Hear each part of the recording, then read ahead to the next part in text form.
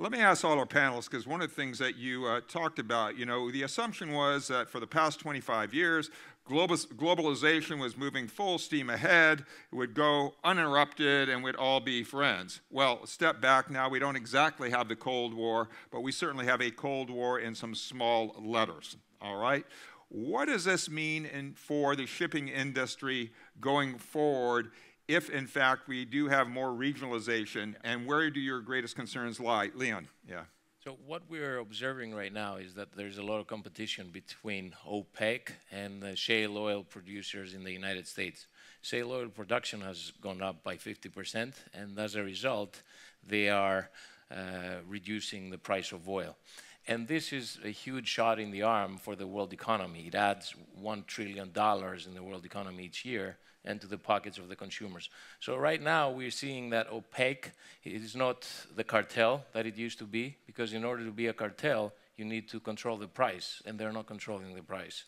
So we're seeing more production out of West Africa, out of Russia, out of the United States. And now with the talk about sanctions being lifted in Iran, we're going to see another 1 million barrels of oil coming into the market.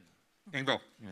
I think this kind of goes into what I said, it's a new unpredictability for the business. And what we're seeing is that it's so many things, changes happening at the same time. You have geopolitical situations, you have new technology, you have new source of funding, and you have new trade routes created by all this. And it's all entangled. So how do you manage that? I see our oil supply demand models aren't really working any longer. So how do we now use, for instance, tools to actually see through all the noise? How do we use people to kind of step back and actually act upon what they see? Yeah, so it reminds me of interviewing someone once, a CEO, and he said, I'd like to know what I don't know. And obviously, we can't predict that.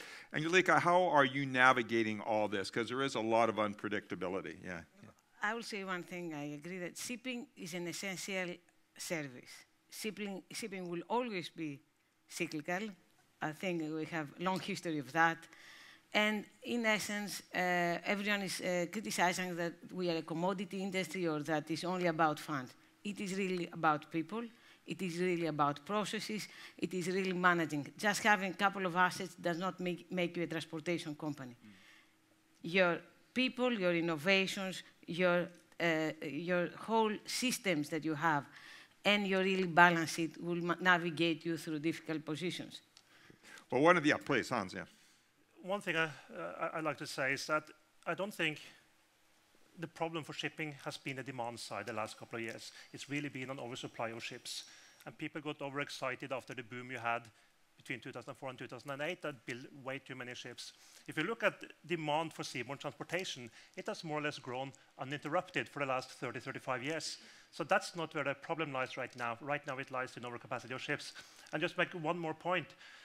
The global population is growing with 80 million people per year right now. And they all need shelter, they need energy, and they're going to need consumer goods. And these goods and commodities will need to be moved seaways. Yeah, I just wanted to make an observation about where globalization is headed. So there is a fair amount of talk one reads in the media that globalization is sort of in retreat. I would agree with it only in a narrow sense, but I would seriously disagree with it in a broader sense, is that actually globalization or global integration really is about through capital, through investments, obviously through trade in services, and through trade in goods. And of course, movement of technology and know-how.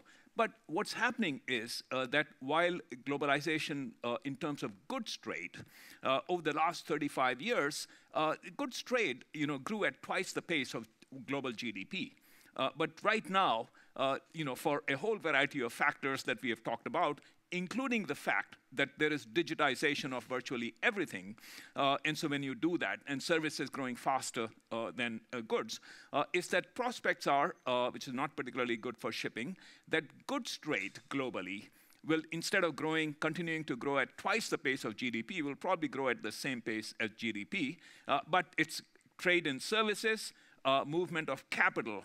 That's the future of globalization in terms of more rapid growth. So how can you succeed in this new norm? But internationalization will continue by all means. The question is it global or regional? That's the question.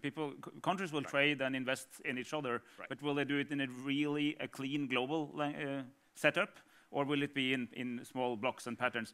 We see some early signs of globalization in retreat in investment. Foreign direct investments are down, not up. So there are some early signs that something is happening, but we don't have enough really to say very clearly where it is heading.